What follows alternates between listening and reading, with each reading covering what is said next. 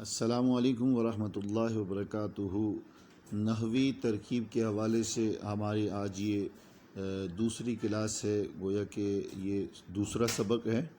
تو کل ہم نے موصوف صفت کے بارے میں پڑھا تھا مرکب توصیفی کے حوالے سے، اور آج یہ مرکب اضافی کے حوالے سے ہم پڑھ رہے ہیں۔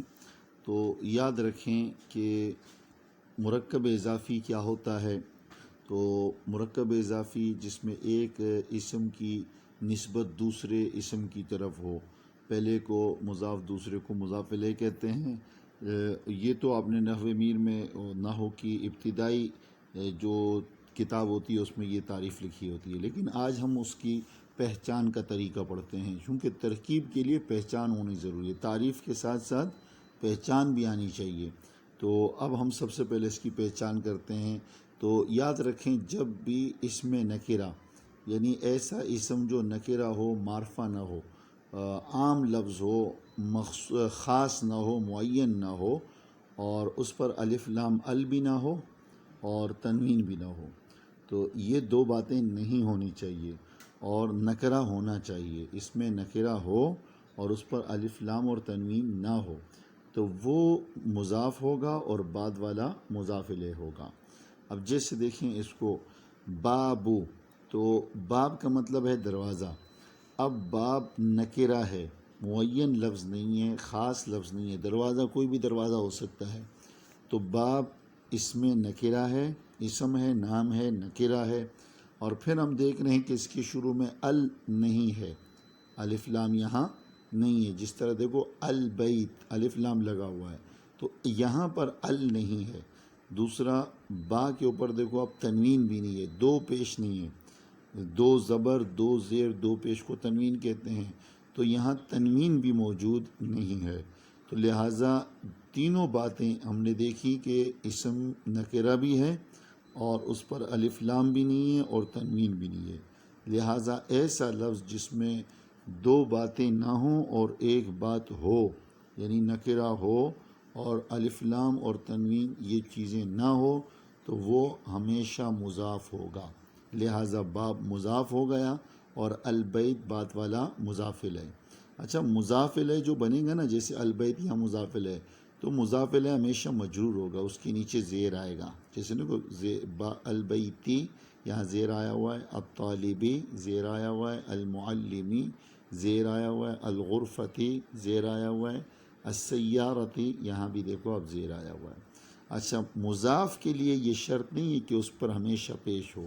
یاد رکھیں، یہاں با بھی ہو سکتا ہے، بی بھی ہو سکتا ہے، بو، یعنی زبر زیر پیش تینوں آ سکتے ہیں۔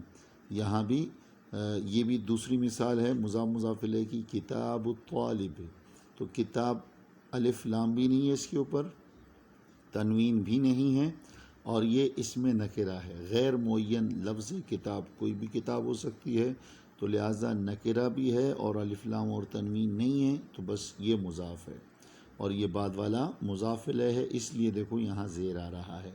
اسی طرح قلم المعلم، اچھا یہ اے آئی کی غلطی ہے کہ یہاں تشدید لگایا ہوا ہے، قلم پہ تشدید نہیں ہے، زبری آئے گا۔ قلم المعلم، تو قلم الف لام بھی نہیں ہے شروع میں، اور آخر میں تنوین بھی نہیں ہے، اور اسم نکرہ ہے، لہٰذا یہ مضاف ہے، بعد والا مضاف الیہ۔ اسی طرح سقف الغرفہ، سقف مضاف اور الغرفہ مضاف الیہ۔ مفتاح السیارہ، مفتاح مضاف، السیارہ مضاف الیہ۔ اچھا، اب ہم آتے ہیں اس کے ترجمے کی طرف۔ تو یاد رکھیں کہ پہلے مضاف الیہ کا ترجمہ ہوگا، اور اس کے بعد ہم کا کی کے درمیان میں لگائیں گے، پھر ہم ترجمہ کریں گے مضاف کا۔ جیسے دیکھیں، بیت کا معنی ہے گھر، اور باب کا معنی ہے دروازہ، تو اب ہو جائے گا گھر کا دروازہ۔ اسی طرح کتاب الطالبی، تو طالب علم کی کتاب۔ اسی طرح قلم المعلمی، استاد کا قلم۔ سقف الغرفہ، تو کمرے کی چھت۔ مفتاح السیارہ، گاڑی کی چابی۔ اچھا، اسی طرح آپ نے مرکب توصیفی جو ہے اس کا بھی یہی انداز ہوتا ہے کہ پہلے بعد والے کا ترجمہ کرتے ہیں۔ جیسے کل ہم نے پڑھا تھا الطالب المجتہد، پڑھا تھا، تو محنتی طالب علم، تو محنتی طالب علم موصوف صفت میں یہ کا کی کے وغیرہ نہیں آتا. یہ کا کی کے یہ اردو میں گویا کہ مرکب اضافی کی پہچان ہے. تو یہ گویا کہ دوسرا سبق ہو گیا. آپ اس کو بھی ذہن نشین کریں، اس سبق کو 2-3 مرتبہ سنیں. مثالیں لکھی ہوئی ہے، بار بار میں نے انگلی گویا رکھ کے آپ کو سمجھا بھی دیا. اب آپ یہ کریں کہ اس کو یاد کرنے کے بعد سمجھنے. اچھا، اگر آپ کو یہ چیز سمجھ نہیں آ رہی تو آپ نحو میر میں مرکب اضافی کا بیان پڑھیں، اس کو سمجھنے کی کوشش کریں، پھر ایک مرتبہ پھر یہ ویڈیو دیکھیں. انشاءاللہ امید ہے آپ کو یہ سبق سمجھ میں آ جائے گا. اس کے بعد آپ اس کی پریکٹس کریں. پریکٹس کے لیے یہ کہ آپ قرآن پاک اما پارہ کھولیں اور اس میں آپ دیکھیں کہ وہ کون کون سے لفظ ہے کہ جس کے شروع میں الف لام اور تنوین نہیں ہے، اور وہ اسم ہے اور نکرہ ہے. اس میں نکرہ ہے، نام ہے اور نکرہ ہے. تو بس آپ دیکھو گے کہ بعد والے کے نیچے زیری ہوگا تو سمجھ جاؤ کہ وہ مضاف ہے. صحیح نا؟ تو اس طرح آپ قرآن پاک سے 10 مثالیں لکھ کر اس کی تصویر نکال کر وہ مجھے سینڈ کر دیں. اس میں جو غلطی ہوگی تو میں آپ کو آگاہ کر دوں گا.